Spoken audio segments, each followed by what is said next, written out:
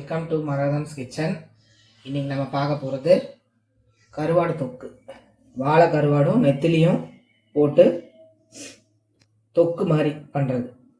ரொம்ப semi gravy இல்லை, ஒரு அளவுக்கு பரட்டினாப்பில் எல்லாம் அந்த கருவாடோடு சேர்ந்து அந்த தக்காளி வெங்காயம்லாம் ஒட்டி இருக்கும். அந்த மாதிரி இதை பாருங்கள், நல்லா சுடு தண்ணி கொதிக்கிற தண்ணியில் இந்த கருவாடை போட்டேன். முதல்ல போட்ட உடனே டக்குன்னு அந்த தண்ணியை வடிகட்டிட்டு பச்சை தண்ணியில் நல்லா கழுவி எடுத்துட்டேன். பாருங்கள், கருவாடை அந்த மேலே ஒரு மாதிரி ஒயிட் கலரில் வரும் பார்த்தீங்களா, அதெல்லாம் போயிட்டு உங்களுக்கு அதெல்லாம் காட்டலான்னு பார்த்தேன். இன்னொரு டைம் காட்டுறேன். நல்லா எல்லாமே இந்த பாருங்கள் எல்லாம் எடுத்துட்டு இதில் ஒரு ஸ்பூன் மிளகாத்தூள் போட்டிருக்கேன், வெறும் மிளகாய் பொடி, 1/4 ஸ்பூன் மஞ்சள் பொடி, அப்புறமா காஷ்மீரி தூள் ஒரு 1/4 ஸ்பூன் போட்டு பரட்டி வச்சுருக்கேன். உப்பெல்லாம் போடல. உப்பு நம்ம தொக்கு செய்யும் போது பார்த்துட்டு தான் போடணும். இப்போ நம்ம ஒன்று ஸ்டவ் ஆன் பண்ணிக்கலாம்.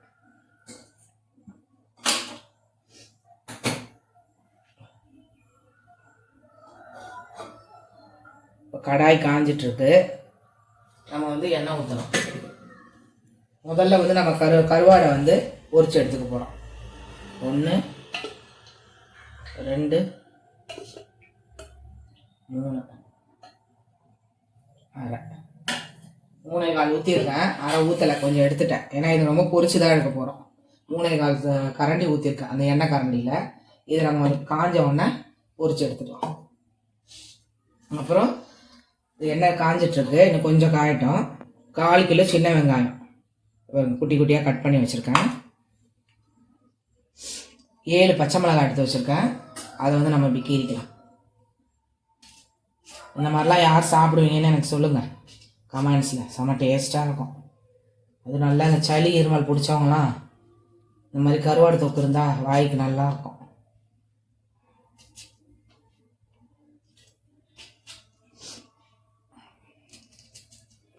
இதை பாருங்கள், அந்த மாதிரி 1 2 அப்படி கீறி வச்சுக்கோங்க. 3 மீடியம் சைஸ் தக்காளி கட் பண்ணி எடுத்து வச்சுருக்கேன். எண்ணெய் காஞ்சிருச்சு.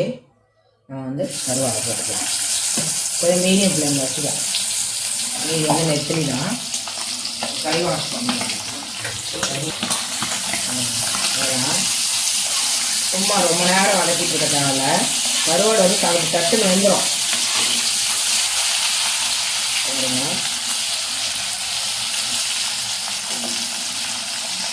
பக்கத்துலேயே இருக்கிறதுனால கொஞ்சம் ஓரளவுக்கு மீடியம் ஃப்ளேம் தான் வச்சுருக்கேன்.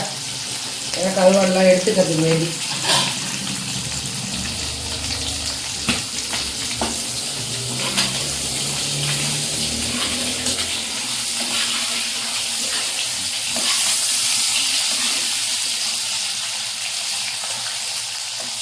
பாருங்க, இப்போ எடுத்துட்டேன்.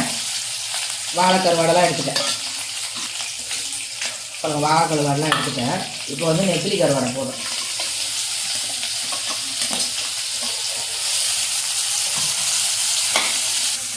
சூப்பராக இருக்கும் ஃப்ரெண்ட்ஸ். நல்ல சாம்பாருக்கு, அப்புறமா லெமன் ரைஸ், கூட்டுகளுக்கு கொள்ளங்காய் கூட்டு, திருவருட்டில் கோஸ் கூட்டு, இதெல்லாம் போட்டு செஞ்சு சாப்பிட்டீங்கன்னு வச்சுக்கோங்களேன். இப்போ இதையும் எடுத்துக்கலாம். இதையும் எடுத்துகிட்டு நம்ம இந்த கருவாடிலே போட்டுடலாம். போகிறோம்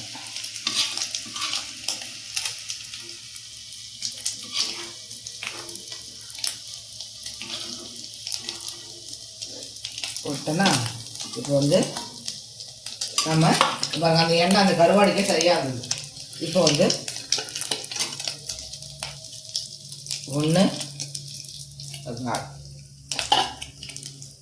ஊற்றிருக்கேன்.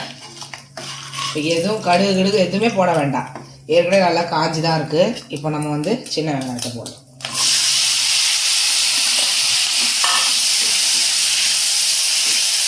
ஒரு சிலர் முழுசாக போடுவாங்க, என்ன போட்டுக்கோங்க. நிறைய பேர் அந்த வெங்காயத்தை தெரியுமா சின்ன சின்னதாக வெட்டி போட்டோம்னா இன்னும் நல்லாயிருக்கும். நல்லா வதங்கணும். ஒரு அரை பதத்தில் வதங்கினா போதும். அதனால் பக்கத்துலேயே ஹையில் கூட வச்சுக்கோங்க. நல்லா கஞ்சிக்கலாம் சூப்பராக இருக்கும். தயிர் போட்டு தலையை கஞ்சி வச்சு சாப்பிட்டீங்கன்னு வச்சுக்கோங்க, நல்ல டேஸ்ட்டாக இருக்கும்.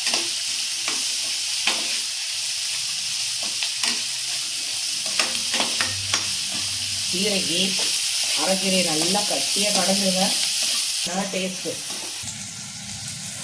வெங்காயம் பாருங்கள் நல்லா முக்கால் பதத்தில் வதங்கிருச்சு. இப்போ பாருங்கள் இந்த மாதிரி வதங்கினோன்னா இந்த பச்சை மிளகாய் தக்காளி ரெண்டு இருக்கும்.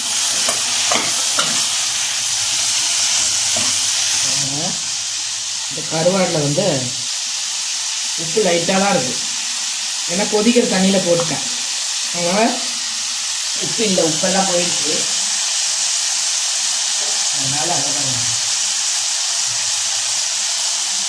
4 ஸ்பூனுக்கும் கம்மி தான், அதுக்கு மேலே போடாதுங்க, போதும்.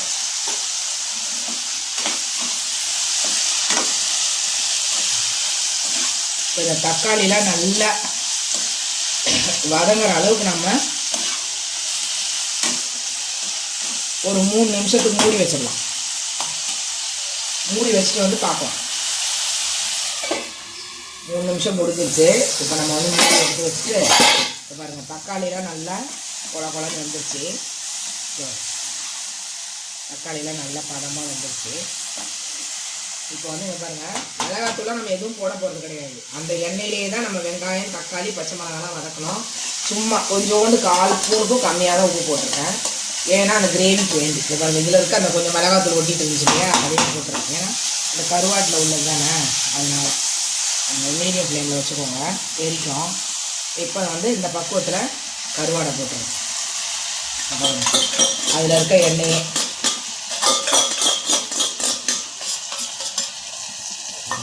இப்போ மெதுவாக நீங்கள் எடுத்து விடணும், கருவாடெலாம் உடையாத அளவுக்கு. அதுக்காக தான் நம்ம எண்ணெயில் வதக்கிக்கிறது. நான் இந்த மாதிரி தான் செய்வேன், நல்ல டேஸ்ட்டாக இருக்கும் பாருங்கள். எங்கள் வீட்டில் எங்கள் அம்மா வந்து இப்படி தான் செஞ்சு எங்களுக்கு பழகியிருக்காங்க. இது வந்து எங்கள் அம்மாவோட ரெசிபி. எங்கள் அம்மா இந்த மாதிரி தான் செய்வாங்க கருவாடு தொக்கெல்லாம். இது வந்து ட்ரை பரட்டல், தொக்கு கூட கிடையாது, அப்படியே ட்ரையாக பரட்டல். இப்போ கொஞ்சம் ஸ்டவ்வை மீடியம் ஃப்ளேமில் வச்சுக்கோங்க. நான் ரொம்ப சிம்மில் வச்சுருந்தேன், இப்போ கொஞ்சம் வச்சு விட்ருக்கேன். எதுவுமே உடையக்கூடாது கருவாடு, அப்போ தான் நல்லாயிருக்கும். இப்போ நம்ம வந்து தட்டில் எடுத்து சாப்பிடும் போது பாருங்கள், ஒரு கருவாடு, ஒரு நெத்திலி கருவாடு தொக்கு, இந்த மாதிரி எடுத்து அழகாக சாப்பிடுவோம். எவ்வளோ சூப்பராக இருக்கும் பாருங்கள். இப்போ பாருங்கள் உப்பு கூட நான் சாப்பிட்டு காட்டுறேன்.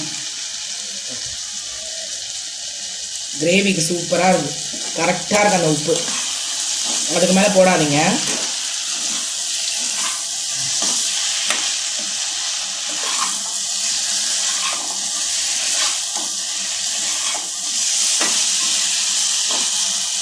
அவ்வளோதான் ஃப்ரெண்ட்ஸ்.